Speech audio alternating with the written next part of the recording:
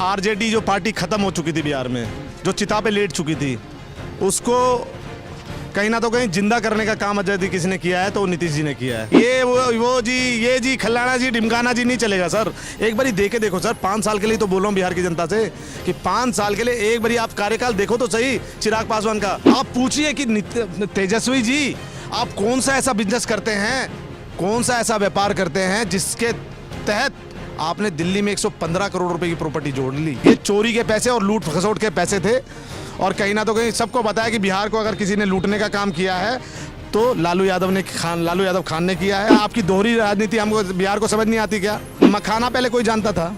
मखाना बिहार में सबसे ज्यादा होता है। आज उसको वर्ल्ड लेवल पे जो है लॉन्च करने का चिराग पासवान जी ने किया ना। रामविलास पासवान जी काफी विद्वानी थे और अच्छे नेता थे, जिन्होंने कहीं ना तो कहीं दलितों को कहीं ना तो कहीं आगे बढ़ाने का काम किया है। चिराग के स्वागत को बिहार है तैयार।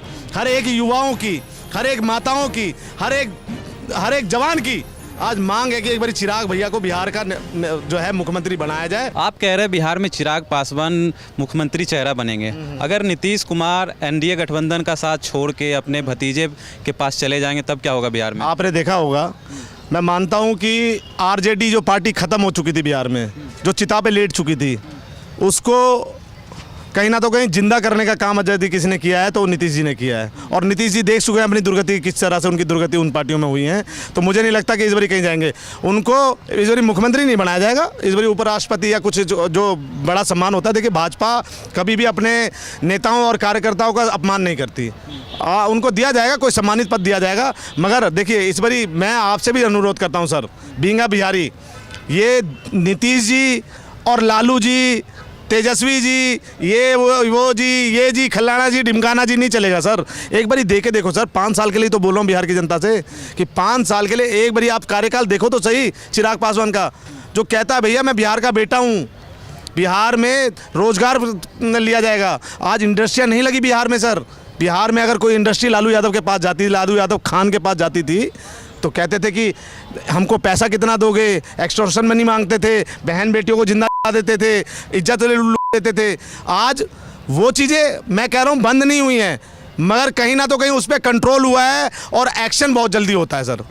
तो इस तरह का राज हमें चाहिए बिहार में सर। मैं एक बिहारी हूँ और आज मैं 20 साल से दिल्ली में आके काम कर रहा हूँ सर। क्या मेरा हक नहीं बनता कि मैं अपनी मातृभूमि पे जाके काम करूं? तो ये तमाम तरह के मुद्दे हैं, कहीं ना तो कहीं बिहार देख रहा है सर इस बारी कि इस बारी नया युवा चेहरा तो तेजस्वी यादव भी है। एक बार मौका उन्हें भी देके देखना चाहिए, अगर आपको ऐसा लगता है अगर युवा चेहरा ही चाहिए। ये सर ये जिसके बाप की मानसिकता जैसी थी ना, जिसने लूटने का काम किया बिहार को। आपने लैंड फॉर जॉब स्कैम सुना होगा, चारा घोटाला सुना होगा, आपने चारा घोटाला सुना होगा, लैंड फॉर जॉब स्कैम सुना होगा। आप तेजस्वी यादव से पूछिए, आप पत्रकार हैं और इस देश का चौथा स्तंभ है।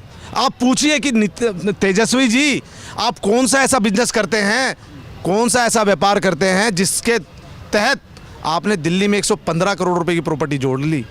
अरे बताओ यार, हम भी ऐसा बिजनेस करेंगे, बताओ ना। नहीं होगा जवाब, क्योंकि इसका तो जवाब उन्होंने दिया था कि मैं क्लास 9 से ही क्रिकेट खेलता हूं, दिल्ली क्रिकेट बोर्ड में मुझे कितने पैसे दिए आप उनसे आंकड़ा निकलवा लीजिए। कितने टैलेंटेड थे ये तो आपको भी पता होगा, कितने टैलेंटेड थे। नहीं, खुद बयान दिया। अरे वो तो वही तो बोल रहा हूँ कि चोर, वो कहते थोथा चढ़ा बाजे गणा, चोर बोले जोर से।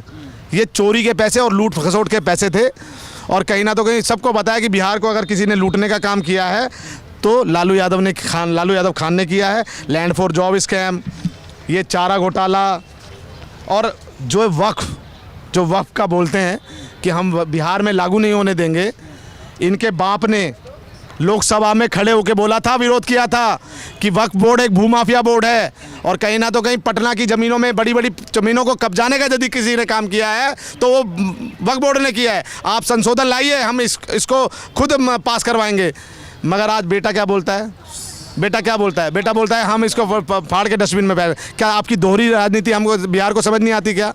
सबको समझ में आती है कि कौन किसके साथ में है। एनडीए गठबंधन की सरकार आने के बाद कहीं ना तो कहीं रोजगार के नाम पे मैं मानता हूँ कि नीतीश जी फैल रहे हैं, मगर और तमाम तरह के मुद्दे, चाहे अच्छी रोड हो, अच्छे सड़क हो। मुद्दा तो फिर कहीं ना कहीं रोजगार पे ही आ गए। रोजगार की वजह से बिहारी बाहर जाता है, रोजगार ही तो नहीं दे पाए नीतीश कुमार की सर सरकार। अब देंगे ना सर, आप मौका तो दीजिए ना। 15 साल से सत्ता में है। आप एक बात बताइए कि मखाना पहले कोई जानता था? मखाना बिहार में सबसे ज़्यादा होता है। बिहार में सबसे ज़्यादा होता है। आज उसको वर्ल्ड लेवल पे जो है लॉन्च करने का चिराग पासवान जी ने किया ना, तो आप कम से कम मौका तो दो। एक ऐसा नेता जिसके पास अच्छे विजन है भैया, आप किस तरह से कैपेबिलिटी हो, कैपेबल हो, उस हिसाब से आपको रोजगार दिया जाएगा। मगर आप नए चेहरे को टाइम तो वो तो दो, एक बारी मौका तो दो। मौका नहीं दोगे तो कैसे पता चलेगा भैया? अगर मैं एक फ्रेशर हूँ और मुझे कंपनी काम नहीं देगी तो मैं अपना कौशल कैसे दिखाऊंगा? आप मानते हो फ्रेशर तो नहीं है। इनके पिताश्री भी रामविलास पासवान जी काफ़ी विद्वानी थे और अच्छे नेता थे, जिन्होंने कहीं ना तो कहीं दलितों को कहीं ना तो कहीं आगे बढ़ाने का काम किया है। तो आप एक बारी मौका तो दो। मैं तो रिक्वेस्ट करूंगा बिहार की जनता से कि 5 साल मांग रहे हैं। 5 साल से अगर आपको कुछ कमी लगेगी तो आप अगली बार चेंज कर देना, मगर ये 5 साल अगर आप बिहार को बचाना चाहते हो, बिहार को आगे बढ़ाना चाहते हो, बिहार में अच्छे फ्लाईओवर चाहते हो, बिहार से पूर्णतः गुंडा राज खत्म करना चाहते हो और बिहार में जातिवाद से ऊपर हटके काम करना चाहते हो, तो इस बारी चिराग पासवान को मौका दीजिए। वो कहते हैं चिराग के स्वागत को बिहार है तैयार।